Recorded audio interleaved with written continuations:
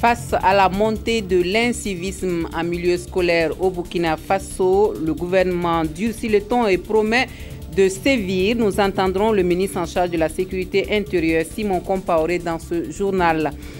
Bonjour à tous et bienvenue à cette édition de l'actualité sur la télévision du Burkina, de l'Appétit si vous êtes à table.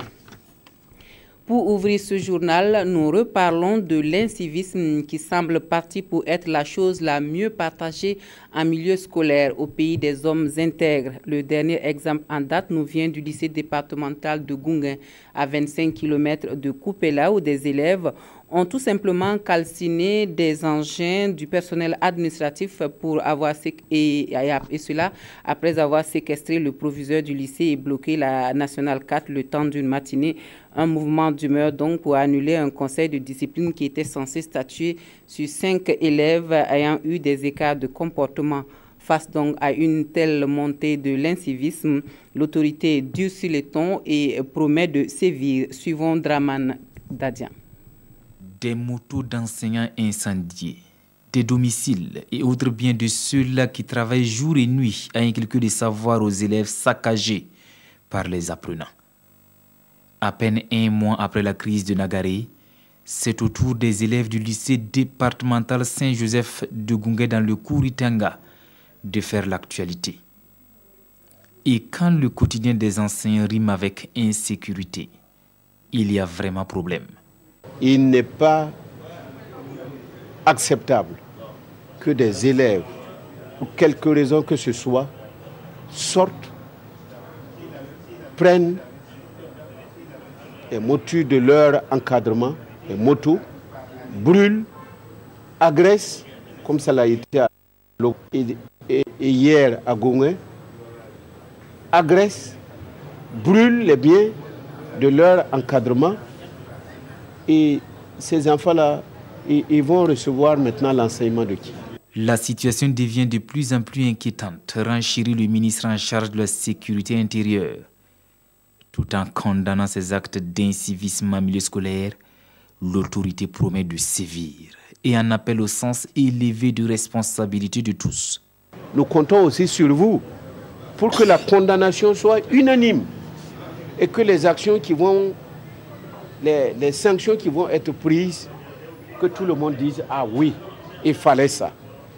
Mais si on doit encore se quereller autour de la gravité des sanctions qui sont prises, bon, nous allons fragiliser notre tissu social.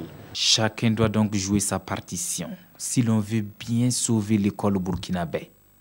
Et les chefs coutumiers qui peuvent jouer un rôle déterminant pour des élections municipales apaisées. C'est en tout cas la conviction de l'association Racine pour la promotion et la réhabilitation des traditions orales qui a organisé un atelier au profit de ces leaders coutumiers. Objectif, impliquer les chefs coutumiers qui jouissent d'une considération importante auprès des populations dans la promotion des valeurs de tolérance, de paix et de cohésion sociale. Le compte-rendu de Yacouba, de Paul David Bambara et Adama Koulibaly.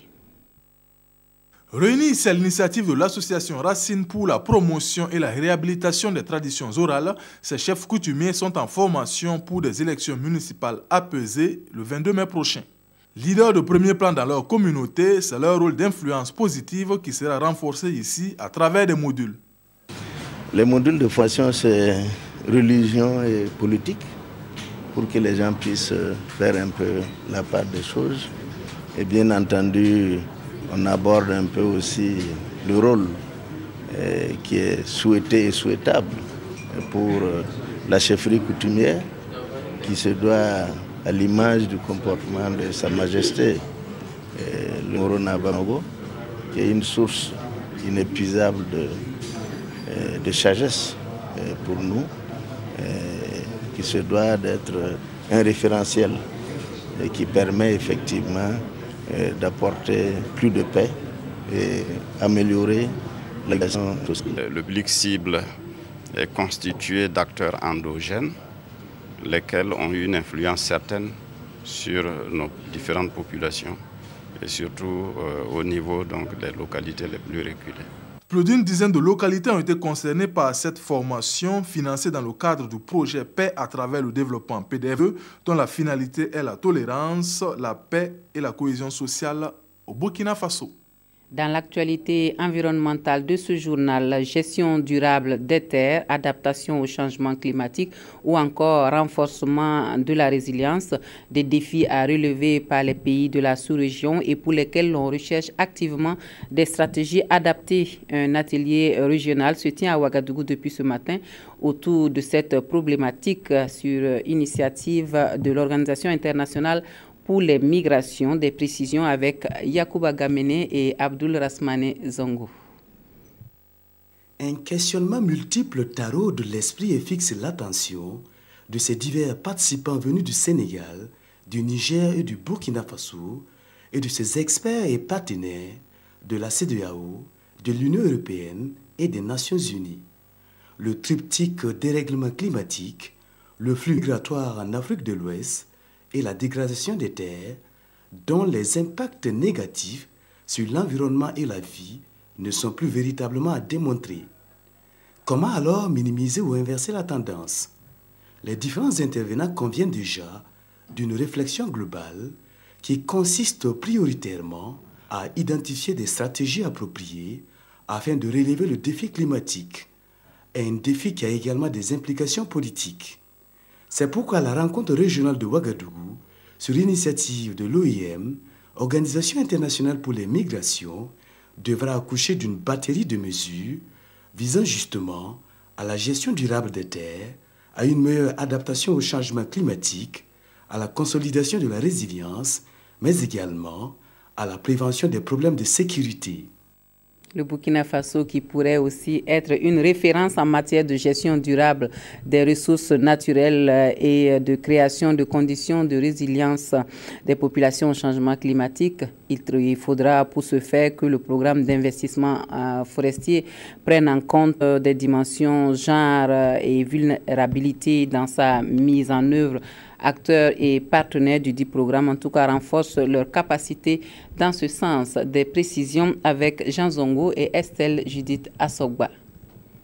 Le Burkina Faso est l'un des 14 pays bénéficiaires du programme d'investissement forestier dans le monde. Ce programme est mis en œuvre dans 12 forêts pour améliorer les conditions de vie des populations et promouvoir un développement durable. Sa mise en œuvre efficace nécessite la prise en compte de l'aspect genre et des questions de vulnérabilité, d'où la tenue de cet atelier de formation sur cette thématique. Nous avons pris aujourd'hui un volet spécifique que nous voulons traiter, la question du genre et de la vulnérabilité, pour échanger entre nous et les acteurs de terrain pour voir comment nous allons pouvoir ensemble cheminer pour la réussite de ce programme-là, pour que les pays africains soient une référence à partir du Burkina Faso pour effectivement la gestion durable des ressources naturelles et la séquestration du carbone dans le monde. Il est question ici d'améliorer la compréhension des acteurs et partenaires du programme d'investissement forestier sur les enjeux de l'approche genre en matière de changement climatique. Cet atelier va aussi permettre de renforcer les compétences de ses participants en matière d'intégration du genre dans les activités du programme. À l'issue de cette session, ils devront maîtriser les critères et indicateurs de prise en compte du genre dans les activités du programme ainsi que les critères de sélection des micro-projets. Si la prise en compte des questions de genre devrait permettre d'améliorer l'équité, il convient également de considérer l'impact du programme sur les populations vulnérables. Nous allons à Bobo-Dioulasso où 220 000 paquets de cigarettes de contrebande saisis par la Direction régionale des douanes de l'Ouest grâce à la collaboration entre les populations et agents de saisie. Ces cigarettes frauduleuses donc ont été détruites au nom de la protection de la vie humaine et de l'environnement. Des précisions avec Karim Ilboudo et Karim Sissi. Plus de 220 000 paquets de cigarettes de contrebande saisis des mains des fraudeurs. C'est le fruit de 6 mois de traque menés par la Direction régionale des douanes de l'Ouest du Burkina. Il faut dire qu'il y a eu plusieurs saisies, depuis Yangoloro jusqu'à Guibasso, sur tout le territoire de la région. Les agents ne cessent de s'adonner à ce genre de service-là. Là-dedans, vous allez voir du tout, Vous allez voir du Gold Seal, vous allez voir autre chose. Ces cigarettes qui ne sont pas homologuées, qui ne sont pas contrôlées au Burkina.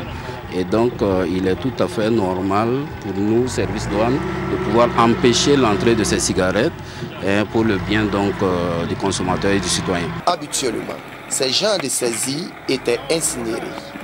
Mais désormais, elles sont écrasées. Une nouvelle technique pour protéger l'environnement et les riverains. Je pense que ça va donc à l'endroit de la protection de l'environnement.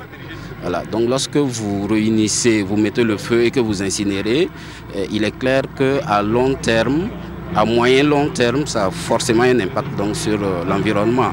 Et comme aujourd'hui nous parlons de la préservation de l'environnement, on ne peut que se réjouir aussi de cette nouvelle technique qui a été trouvée pour détruire ces saisies. La valeur des cigarettes saisies est estimée à environ 45 millions de francs CFA selon le directeur régional des douanes de l'Ouest du Burkina.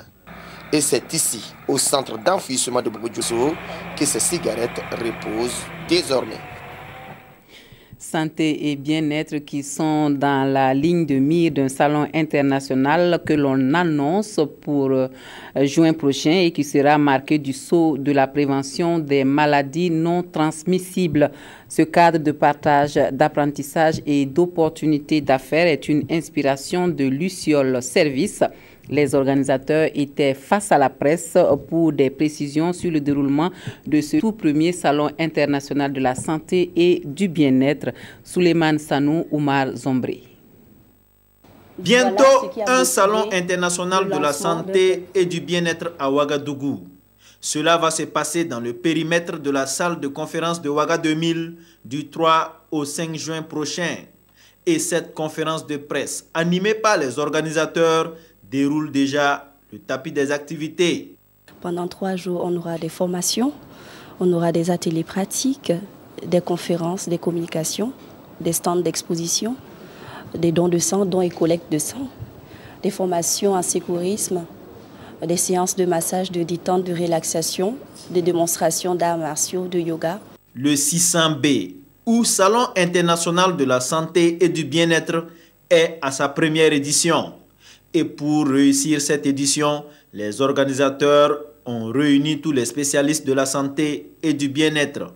Le thème choisi est « Prévention des maladies non transmissibles ». Aujourd'hui, nous sommes nombreux à faire face aux mêmes maladies que des personnes vivant ailleurs, telles que le cancer, l'hypertension, le diabète. Et donc, on s'est dit que c'était le moment opportun qu'il fallait trouver pour réunir les experts de la santé et appeler aussi les populations à venir rechercher les informations sur ces différentes maladies afin de l'éviter ou d'éviter les complications au cas où ces maladies se présenteraient. Ce salon va se tenir en marge de la Journée internationale de l'environnement et à cet effet, le 600B accompagnera cette journée par des actions de reboisement. Sport dans ce journal et nous recevons Mamadi Wena pour parler du match Uzo-Uzi comptant pour la 23e journée du championnat national de première division. Bonjour Mamadi Wena. Bonjour Marguerite. Alors dites-nous Mamadi, pourquoi joue-t-on ce match aujourd'hui mercredi et quels sont les enjeux de ce match? Oui, cette 23e journée se joue aujourd'hui dans sa première manche parce qu'il y a les élections municipales ce week-end et vous savez que les matchs de football se jouent aussi avec les forces de l'ordre et de sécurité. Donc, ce n'était pas évident de pouvoir les mobiliser pendant qu'ils sont sur le terrain pour les élections. C'est pour cela que la Ligue de football professionnel a décidé de jouer en avancée, ramener ces matchs à mercredi et vendredi. Et donc, cet après-midi, on aura sur le coup de 16h ce match Uzo-Uzi. C'est un match des extrêmes parce que l'USO est 3e du championnat avec 40 points et une différence de but de plus 12. Pendant ce temps, l'USI est 14e avec 18 points et une différence de but négative de moins 12. Donc ça montre que c'est pendant voilà, l'USO se bat pour rattraper le leader qui est le RCK qui a 44 points. Donc l'USO a 4 points de leader et en cas de victoire va se rapprocher encore du RCK qui est le leader et l'USI qui est 14e, je le disais tantôt, est proche de la zone de relégation parce que ce sont les deux derniers du championnat, le 15e et le 16e actuellement, qui sont Majestic et Banco Sport, qui sont relégables. À ce instant du championnat, ce sont les deux qui sont relégables. Et l'USI, qui est à 2 points de Majestic aussi, doit se battre pour ne pas descendre en D2. La ligne. Alors, quelles sont les autres oppositions au programme de cette 23e journée, Mamadi? Voilà, cette 23e journée se joue en 2 matchs. Ça veut dire qu'aujourd'hui, on aura des matchs. Et ces matchs-là, on a à Banfora, Usco, Asfa Yenenga. Et à Dédougou, on a Banco Sport Majestic. Et au Wobi, RCB, oui, au Stade Wobi, RCB USFA. Et au Joseph Konombo, c'est le match Iso et suivi de AS Sonabel EFO, un match qui pouvait aussi passer en direct, mais malheureusement pour des contraintes de temps du programme, on a choisi le match Iso. Et vendredi, 20 mai, on a RCK BPS et au stade Issoufou Joseph Konombo et COSAF ASFB à 18h15, c'est-à-dire en 2e match. Et au Wobi, on a AGEP Majestic, c'est tout le programme de cette journée. Et il y a une confusion. À Dédougou, on a Banco Sport Santos et non Banco Sport Majestic, parce que ça, c'est déjà le jour. D'accord. Merci Mamadi pour toutes ces précisions par rapport à cette 23e journée du championnat national de football qui se joue ce mercredi et vendredi pour cause donc du calendrier des élections municipales. Oui, et le match USI, c'est en direct à 16h sur les antennes de la RTV. Ok, donc vous suivrez avec bonheur ce match, donc USI en direct des antennes de votre télévision nationale. Vous restez avec nous pour refermer ce journal. On va jeter un coup d'œil sur les quotidien du jour avant donc de finir. Annuler ou pas annuler, les parutions de ce mercredi reviennent sur le mandat d'arrêt contre Blaise Compaoré. L'autre sujet d'intérêt des journaux, ce sont les élections municipales du 22 mai prochain et c'est Toboum Evelyne Dabiré qui a feuilleté les journaux pour nous. À quelques jours des élections municipales, Sidoya informe qu'à Zogoré dans la région du Nord, on ne votera pas. Une décision annoncée par le président de la CENI. Raison évoquée, des rejets de listes qui rendent difficile la conception d'un bulletin unique pour l'une, rapporte Sidoya. Des élections pour lesquelles le CES invite chaque acteur à prendre la mesure de la situation et à travailler pour un scrutin réussi et un Burkina de paix. Autre sujet, le mandat contre Blaise Compaoré n'a pas été annulé, rapporte l'observateur Palga. Et c'est par un communiqué que le tout nouveau commissaire du gouvernement, le tribunal militaire de Ouagadougou, informe l'opinion nationale et internationale que le mandat d'arrêt contre l'ex-président Blaise Compaoré n'a pas été annulé, explique ce journal. Une information qui vient plusieurs semaines après l'annonce de l'arrêté qui avait fait l'effet d'un séisme tant au Burkina que sur les rives de la lagune Ébrié, remarque aujourd'hui au Faso. Ce quotidien reproche le manque de communication à ce niveau et écrit « La procédure qui a gouverné l'annulation des mandats d'arrêt est restée dans les méandres du flou, percée de temps à autre par des fuites qui se sont avérées elles-mêmes perforées au bout du compte. » Et comme autre fuite, l'observateur Palga écrit « Une source judiciaire nous apprend que ce mandat sera bel et bien annulé dans les prochains jours pour vice de forme. » Aujourd'hui, au Faso conclut « Le nouveau commissaire du gouvernement, Alioune Zanré, doit donc songer à une stratégie communicationnelle beaucoup plus élaborée, car lorsqu'il est temps de communiquer, il faut faire vite et bien. » Voilà, ainsi s'achève cette information de la mi-journée. Merci de nous avoir suivis. Excellent après-midi à tous et à toutes.